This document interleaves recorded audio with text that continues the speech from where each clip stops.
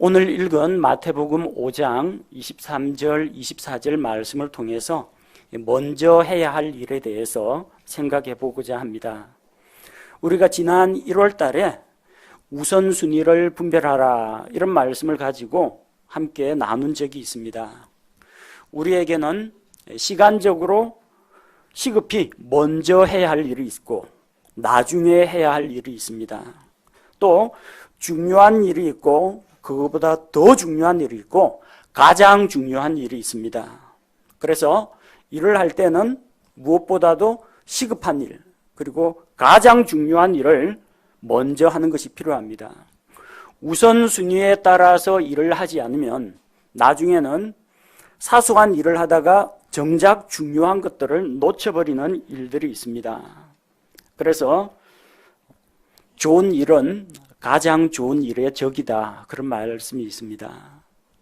가장 좋은 것, 그것을 먼저 하고 덜 중요한 것은 천천히 해도 늦지 않습니다. 성경 말씀은 이것도 중요하고 저것도 중요하지만 그 중에서 무엇을 먼저 해야 할지 우리에게 분명한 선택의 원리를 보여주고 있습니다. 지난 1월 달에 우리가 기초적인 원리, 우선순위를 분별하는 법에 대해서 배웠습니다. 먼저 무엇을 해야 합니까? 하나님의 영광과 그분의 왕국을 구하는 일을 먼저 하면 나머지 것들은 하나님께서 채워주신다고 했습니다.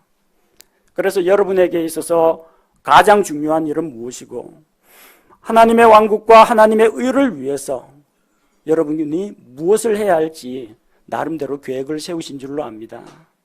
그래서 하나님의 왕국, 그분의 의, 나의 우선순위 1번, 우선순위 2번, 우선순위 3번 이렇게 일들을 해나가는데 기초적인 그런 원리 원칙을 배웠다면 오늘은 조금 더 실생활에서 우리가 쉽게 적용할 수 있는 사례들을 중심으로 살펴보고자 합니다.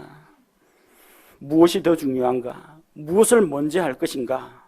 여기에 대해서 몇 가지 구체적인 지침을 마태복음을 중심으로 살펴보고자 합니다.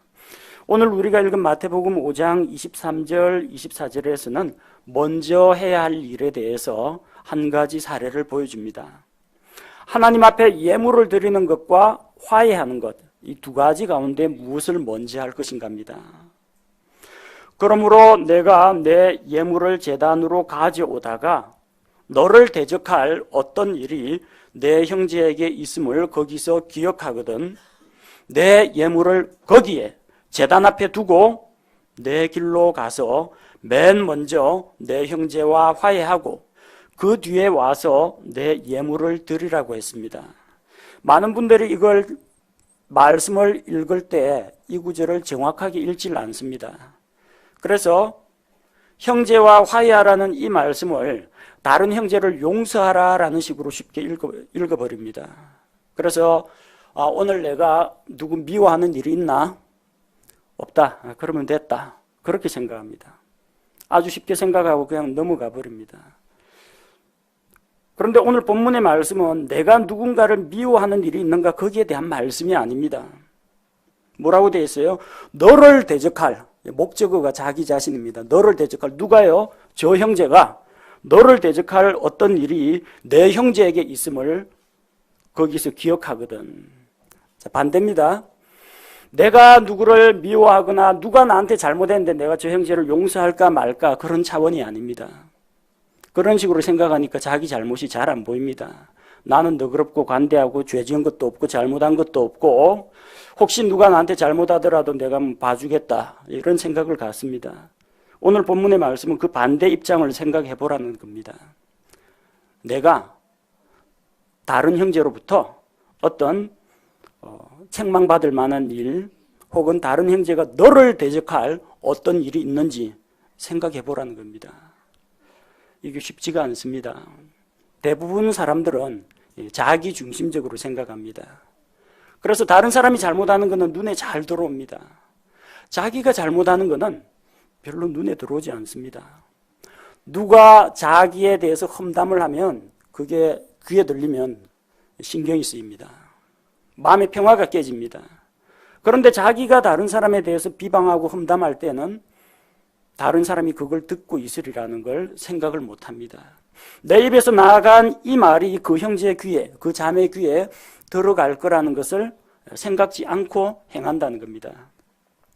그래서 자기를 돌아보고 생각해 봐야 됩니다. 내가 다른 형제에게 뭔가 잘못한 일이 있지는 않나? 내가 그 형제로부터 비난을 받을 만한 일이 있는가? 그 형제가 나를 적대시할 만한 어떤 일이 있지는 않는가? 여러분, 자기를 내려놓고 자기를 살펴보십시오. 내가 누구 다른 사람 용서할 거리가 있나?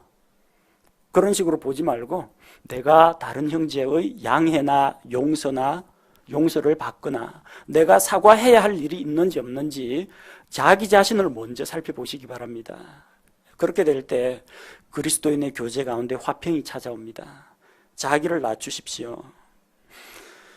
그리고 이런 일이 기억이 났다. 이런 일이 있으면 재빨리 그 형제와 화해하고 문제를 해결해야 합니다. 그렇지 않으면 기쁜 마음으로 하나님께 예물을 드릴 수가 없습니다.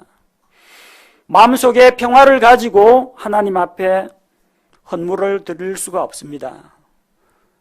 하나님 앞에 예배에 참석하기 전에, 하나님께 헌금 드리기 전에 한번 생각해 보십시오.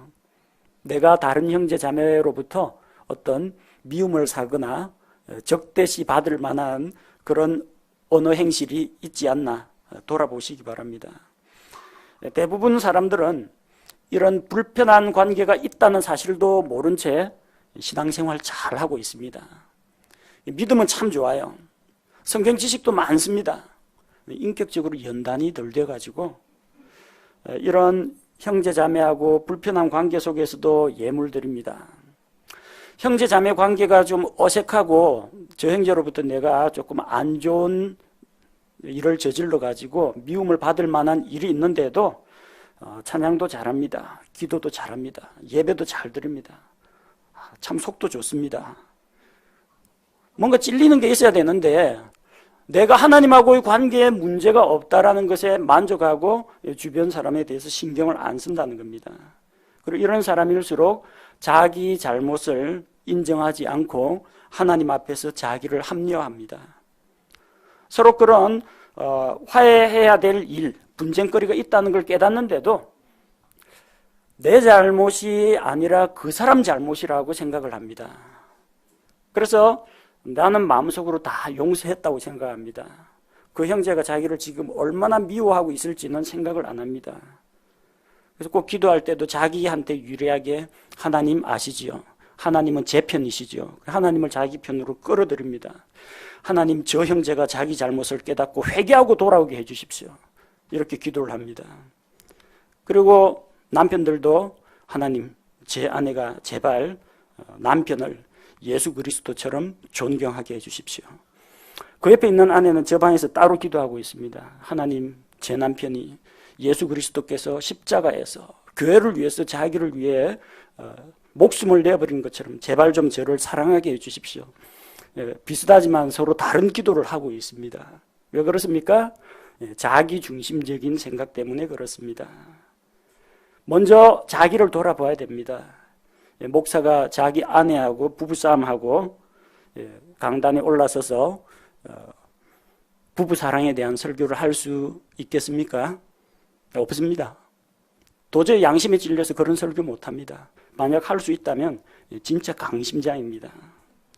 자녀가 자기 부모님을 속이고 부모님한테 몰래 저지른 잘못이 있는데 식탁에서 태연하게 함께 감사기도하면서 아멘하고 아버지 얼굴 보면서 싱글벙글 할 수 있습니까? 없습니다. 그거 진짜 할 수 있다면 이중인격자입니다. 두 마음을 품을 수 있는 사람입니다. 우리는 이런 불협화음 가운데에서는 가정생활이고 신앙생활이고 직장생활이고 아무것도 되질 않습니다. 꺼림칙하지 않습니까? 문제가 있다라는 걸 생각하면 그게 기억이 나거든 빨리 해지기 전에 해결을 보시기 바랍니다. 물론 하나님께 나와서 예물 드리는 것도 중요합니다. 형제와 화해하는 것도 중요합니다. 이게 중요하고 지금 필요 없다. 성경은 그렇게 말하지 않습니다. 둘 다 중요합니다. 둘 다 중요한데 오늘 주제가 뭡니까? 먼저 해야 할 일. 무엇이 먼저냐는 겁니다. 둘 중에서 다른 형제들과 다른 자매들과 화해하는 것이 먼저입니다. 요한일서 4장 20절 말씀에 어떤 사람이 나는 하나님을 사랑하노라 하고 자기 형제를 미워하면 그는 거짓말하는 자니 자기가 본 자기 형제를 사랑하지 아니하는 자가 어찌 자기가 보지 못한 하나님을 사랑할 수 있으리요.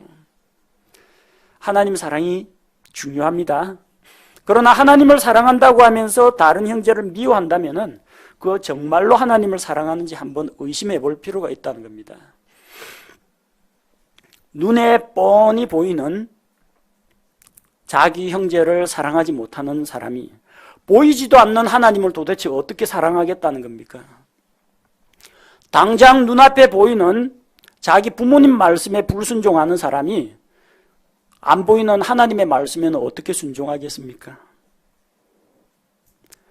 자기 옆에 있는 아내나 남편도 사랑으로 품고 보듬지 못하면서 어떻게 복음으로 세계를 품고 다른 사람에게 나아가겠다고 말할 수 있습니까? 불가능합니다. 무엇이 중요한지 생각해 보십시오. 여러분이 교회에 와서 하나님께 예배드리고 찬송하고 헌금 드리고 이런 일들보다도 먼저 해야 할 일이 있습니다. 다른 형제 자매들과 화해하는 것.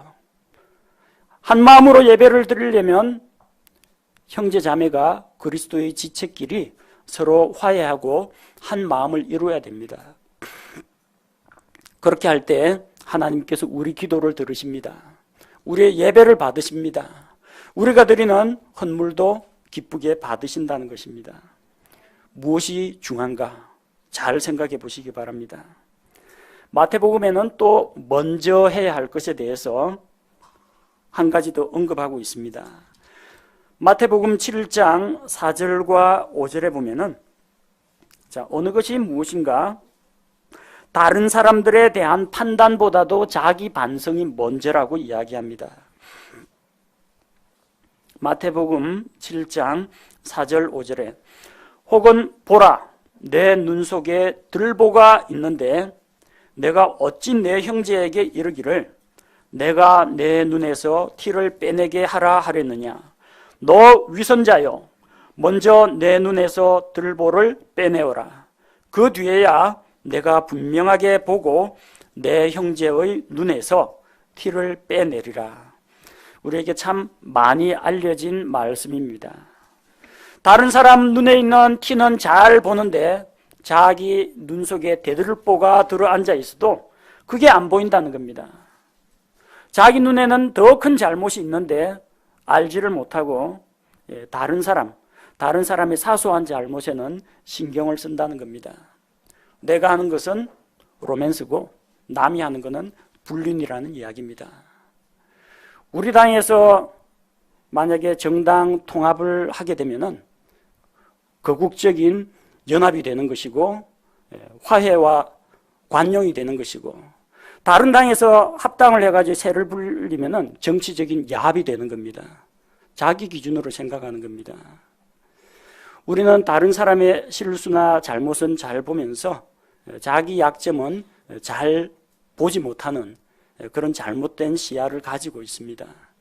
우리 한국 속담에도 나오죠. 똥 묻은 개가 겨 묻은 개에 나무란다는 것처럼 자기에게 있는 잘못을 보지 못하고 남의 잘못을 지적하고 비판하는 것은 잘한다는 겁니다. 먼저 자기 눈에서 들보를 제거해야만 다른 사람 눈에 있는 티를 분명하게 볼 수가 있습니다.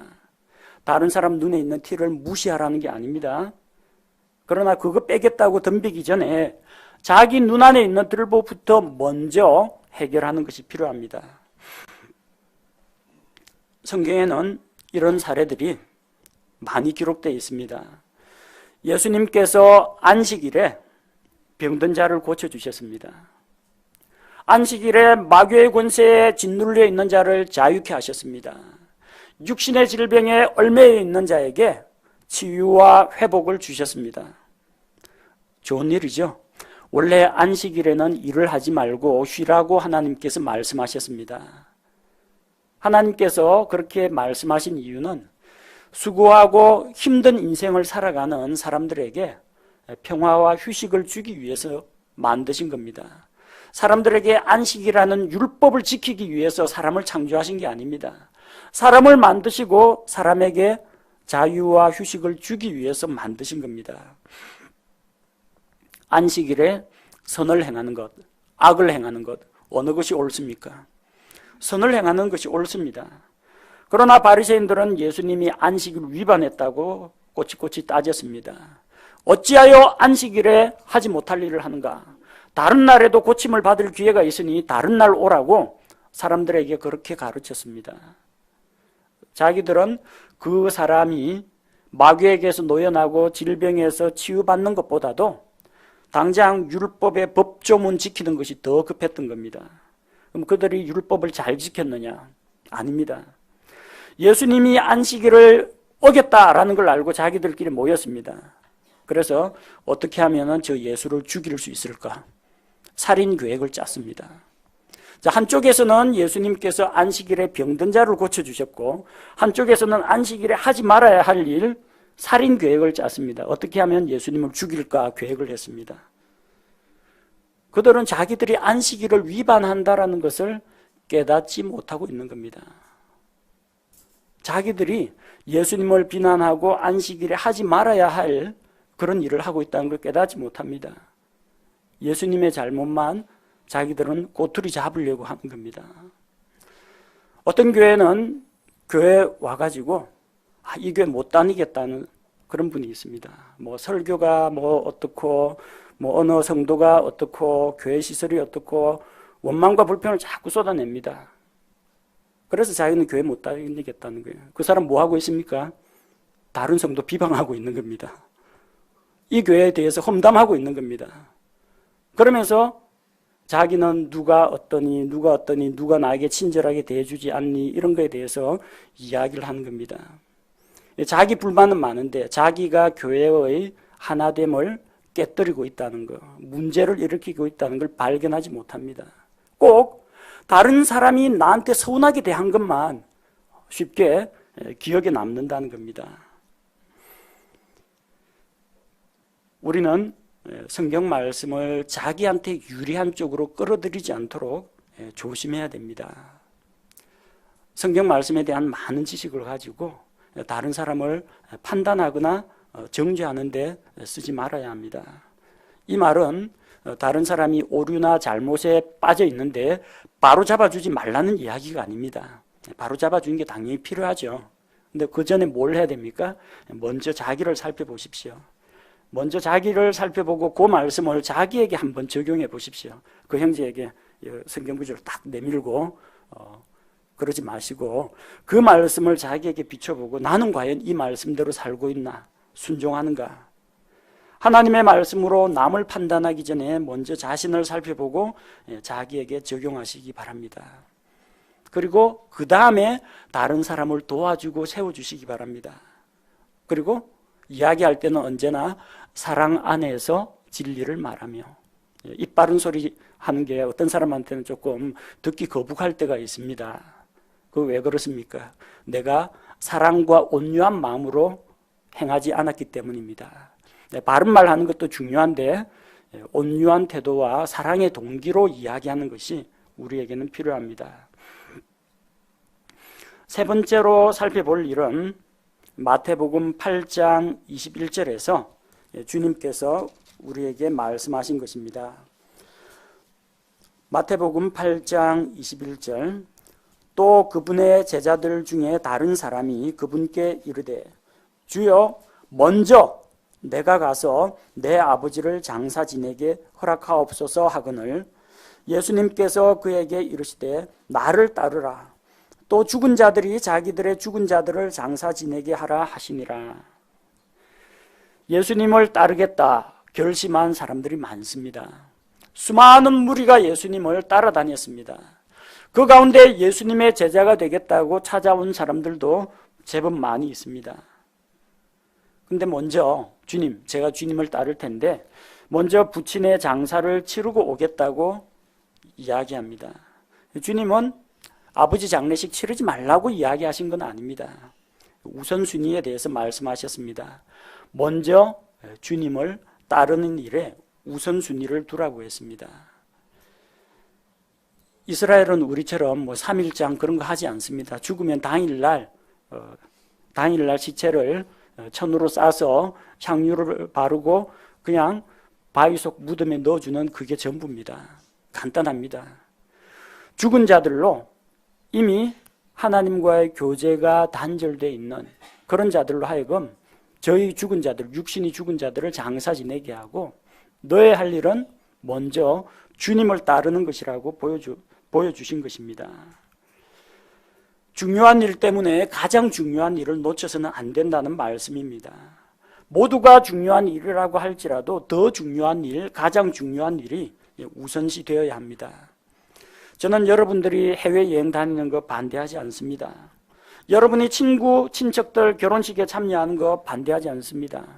가정에 경조사가 있을 때 그런 가정 경조사 행하는 거 다 좋습니다. 그런데 그걸 빌미로 해서 예배에 빠진다. 그러면은 여러분에게 다시 제안을 드립니다.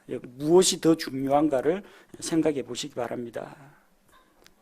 학생들 중에는 공부 때문에 또 친구 만나느라 예배에 빠지는 그런 사람들도 있다고 합니다. 이번에 우리 학생들은 방학 때 보충 수업, 학원 강의 그것도 다 빼고 수련회에 다 참석했습니다. 전원 참석했어요. 100%. 참 감사한 일입니다.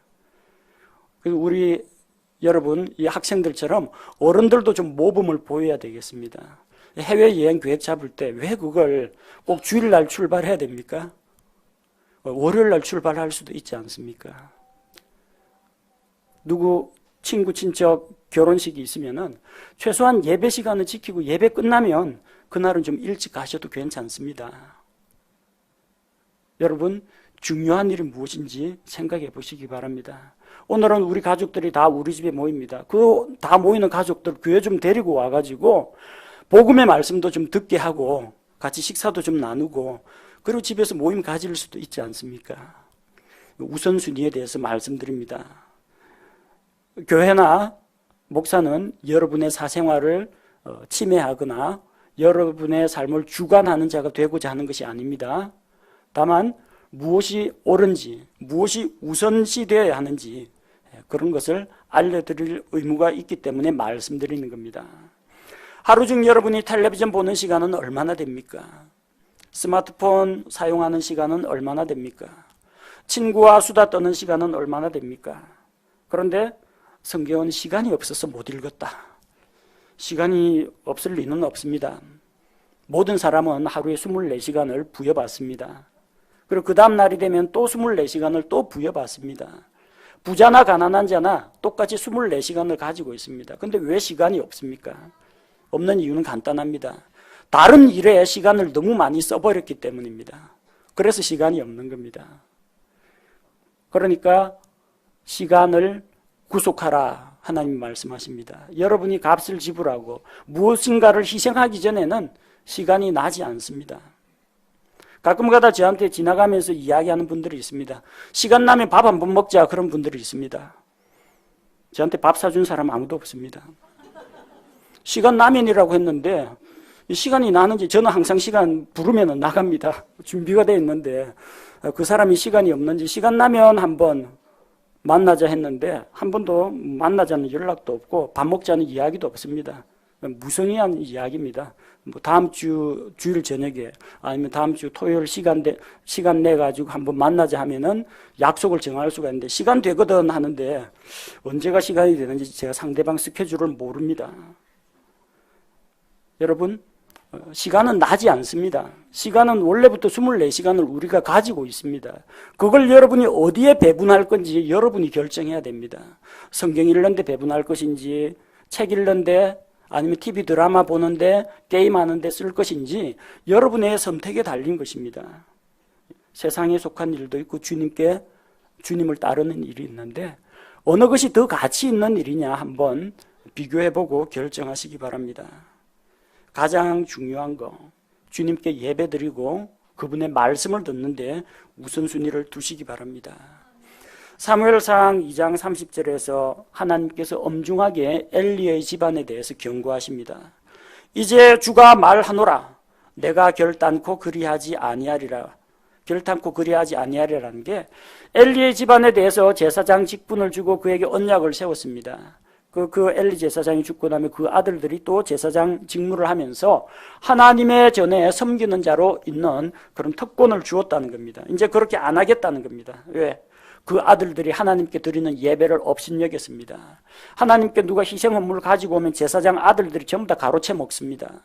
이렇게 하나님께 드리는 예배를 소홀히 하는데 너희 집안에 맺은 언약이 무슨 소용이 있느냐는 겁니다. 나를 존중히 여기는 자들을 내가 존중히 여기고 나를 멸시하는 자들을 소홀히 여기리라.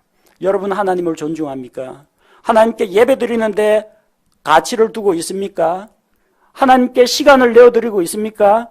하나님께 여러분의 재물과 여러분의 건강을 드리고 있습니까? 만약에 하나님께서 주신 것들 가운데에서 그 많은 특권과 은혜를 헛된 것으로 만들어버리고 헛된 일에 시간 낭비를 하고 헛된 일에 재물을 낭비해버리고 헛된 일에 여러분의 노력을 낭비해버린다면 그것은 하나님을 존중히 여기는 게 아닙니다. 여러분이 누구를 존중히 여기는지는 딱 보면 나옵니다. 여러분 시간을 어디에 많이 쓰는가, 여러분 돈을 어디에 많이 쓰는가 그거 보면은 나옵니다. 남편이 아내한테 뭘 많이 해주느냐, 집 밖에서 무골호인이라서 직장 동료들한테 뭐 술 사주는데 돈 많이 쓰느냐 그거 보면 아내가 중요한지 직장 친구가 중요한지 딱 답이 나옵니다. 집안에서 아내하고 2시간도 같이 대화를 안 나누면서 전화로 다른 친구들하고 수다 떠는데 서너 시간을 사용한다면은 무엇을 중요시 여기는지는 당장 우리가 다 알 수 있습니다. 하나님을 존중합니까? 하나님께 많은 것을 들으십시오. 하나님께 우선순위를 들으시기 바랍니다. 하나님께 드리는 예배를 소홀히 하고 하나님께 드리는 찬양과 기도를 업신여기면 하나님도 멸시당하고 가만히 계시는 분이 아닙니다. 나를 멸시하는 자들을 내가 소홀히 여길 것이라고 했습니다. 하나님에게 하찮은 존재로 취급받습니다. 네 번째로 말씀드리겠습니다. 겉을 꾸미는 것보다 안을 깨끗하게 하는 것이 먼저입니다. 마태복음 23장 26절 말씀에 기록되어 있습니다. 마태복음 23장 26절 마태복음 23장 26절에 이런 말씀이 기록되어 있습니다. 너 눈먼 바리새인아, 먼저 잔과 대접의 속에 있는 것을 깨끗하게 하라. 그리하면 그것들의 겉도 깨끗하게 되리라. 유대인들은 조상들의 전통에 따라서 씻기를 아주 잘합니다. 자기 자신을 거룩하게 하기 위해서 밖에서 들어오면 깨끗하게 손과 발을 씻습니다. 나갔다 들어올 때마다 씻어야 됩니다. 그 사막이 모래먼지가 날리기 때문에 어쨌든 목욕을 했더라도 손발은 자주 씻어야 됩니다. 또한 잔과 대접과 상을 항상 깨끗하게 닦았습니다. 그렇게 함으로써 하나님 앞에 거룩해진다고 생각했습니다. 문제는 깨끗한 그릇에 음식을 담아서 먹기는 하는데, 깨끗한 손으로 깨끗한 음식을 먹기는 하는데 그들의 마음속은 죄와 탐욕과 위선으로 가득했다는 겁니다. 그래서 주님께서 그들을 회칠한 무덤이라고 책망하셨습니다. 회칠한 무덤은 겉에는 회를 발라가지고 깨끗하게 꾸밉니다. 그런데 속에는 뭐가 들어있느냐? 부패하고 냄새가 나는 시체가 들어가 있다는 겁니다. 속은 썩어 있습니다. 겉에 회칠을 해가지고 깨끗하게 보이면 뭐합니까? 안이 썩어가고 있는데. 여러분 혹시 옛날에는 그런 일이 좀 있었습니다. 요즘은 없을 걸로 압니다. 옛날에는 겨울에 한겨울에 추우면 목욕탕은 한 달에 한 번 갈까 말까입니다. 비용 문제 때문에. 집에서 그 부뚜막에서 이게 물을 데워가지고 목욕을 하곤 했습니다. 근데 한겨울에 속옷, 내복까지 벗고 부엌에서 목욕하는 게 너무나 춥고 괴로운 사람들은 그렇다고 또 이게 새 옷을 갈아입어야 되는데 목욕을 또 안 하면은 그렇잖아요. 그래서 목욕을 해야 되는데 너무 춥고 그러면 목욕할 마음이 안 생깁니다. 그럼 어떤 사람은 어떻게 하냐면요. 목욕은 안 하고 옷만 갈아입습니다. 깨끗한 속옷으로. 기분이 나아집니까? 전혀 그렇지 않습니다. 옷이 금방 더러워집니다. 아무리 자기가 깨끗한 옷으로 겉에 입고 있다고 할지라도 몸에서는 때가 찌들어 있고 땀 냄새가 풀풀 납니다. 바리새인들이 그랬다는 겁니다. 손은 씻습니다. 깨끗한 옷은 입습니다. 마음속이 더럽다는 겁니다. 뭐가 중요합니까? 둘 다 중요하죠. 예수님이 뭐 손 씻지 말라고 말씀하신 일 없습니다. 예수님이 설거지하지 말라고 하신 적도 없습니다. 그거 다 깨끗하게 하는 거 필요합니다. 무엇이 중요합니까? 먼저 잔과 대접에 속에 있는 것을 깨끗하게 하라고 했습니다. 음식 그릇이 아니고요. 자기 자신의 속 사람부터 깨끗하게 해야 그 사람의 겉도 깨끗해진다는 겁니다. 대부분의 종교에서는 겉으로 드러나는 행위를 강조합니다. 종교의식을 강조합니다.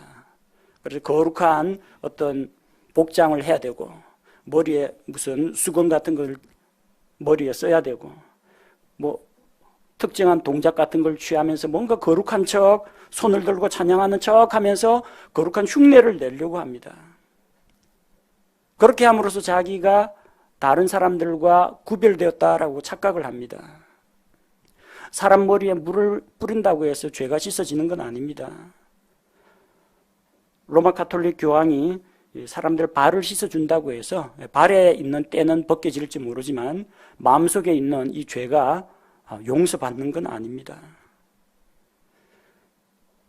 우리에게는 안에 있는 것도 밖에 있는 것도 모두 다 깨끗하고 거룩하게 할 필요가 있습니다. 외적인 행동을 바꾼다고 해서 속 사람이 변하지는 않습니다. 세상 종교는 종교적인 계율을 줍니다. 살생하지 말라, 거짓말하지 말라, 이런 계율들을 주고 그 계율들을 지켜 행하라고 합니다. 살아생전 메카의 성지순례를 한번 다녀와야 된다. 베드로 성당을 무릎팍으로 기어 올라라. 이런 행위로 드러나는 어떤 미션을 줍니다. 그리고 그걸 통해서 자기가 거룩하게 되었다고 생각합니다. 그런 율법적인 행위는 우리 자신을 깨끗하게 하는 것하고는 아무런 관련이 없습니다. 우리를 깨끗하게 할 수 있는 것은 오직 예수 그리스도께서 십자가에서 흘려주신 그분의 보배로운 피밖에 없습니다. 우리의 마음속이 먼저 변화가 되어야만 깨끗한 행실을 할 수 있는 겁니다. 안에 예수 그리스도는 없는 상태에서 하루에 한 가지씩 착한 일을 한다고 하고 다른 사람들을 위해서 구제를 한다고 하더라도 아무런 의미가 없습니다. 중요한 것은 우리의 속입니다. 하나님께 기도할 때 하나님, 내 안에 깨끗한 마음을 창조하시고 내 속에 올바른 영을 새롭게 하소서, 이렇게 기도해야 됩니다. 속 사람이 깨끗해진 사람은 그 사람의 속에 있는 것이 밖으로 나옵니다. 말로 나옵니다. 깨끗한 말이 나옵니다. 또 자기가 말한 것에 대해서 책임을 지기 위해서 그 말에 따라 언행일치, 실천이 나옵니다. 깨끗한 마음에서 깨끗한 말과 깨끗한 행동, 거룩한 행동이 나옵니다. 그런 거룩한 행동이 계속되면 습관이 됩니다. 그런 습관이 나중에 몸에 배면 그 사람의 인격이 됩니다. 그러나 착한 일을 많이 한다고 해서 그 사람이 죄로부터 자유롭게 되는 건 아닙니다. 먼저 예수 그리스도를 믿고 예수님의 피로 우리 속에 있는 우리 속 사람이 새롭게 되어야 합니다. 예수 그리스도와 함께 십자가에 못 박혀 죽고 예수 그리스도와 함께 다시 일어나는 그런 경험을 해야만, 하나님의 자녀로 다시 태어나야만 우리가 바르게 살 수 있고 선하게 살 수가 있는 것입니다. 여러분, 속도 중요하고 밖도 중요합니다. 다 중요합니다. 교회 청소도 필요하고 목욕도 필요하고 새 옷을 입는 것도 다 좋습니다. 그러나 무엇보다도 하나님 앞에서 죄를 회개하고 내 마음을 깨끗하고 거룩하게 지키는 것이 가장 중요하다는 겁니다. 먼저 해야 할 것이 무엇인지 생각해 보시기 바랍니다.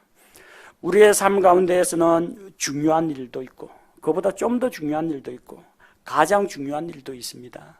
자기 자신에게 질문을 던져보십시오. 나에게는 무엇이 중요한가? 그리고 무엇이 가장 중요한가? 가장 중요한 것을 놓치지 마시기 바랍니다. 모든 일에서 하나님을 먼저 생각하고 하나님께 첫 자리를 내어드리고 또 하나님께 우선순위를 드리고 오늘 우리가 살펴본 것처럼 삶의 각 영역에서 내가 무엇을 우선시하고 무엇을 나중에 할 것인가. 다 좋은 일이지만 그 중에 먼저 해야 할 일이 있다는 것을 알고 구체적인 삶의 영역에서 먼저 할 일들을 찾아보시기 바랍니다.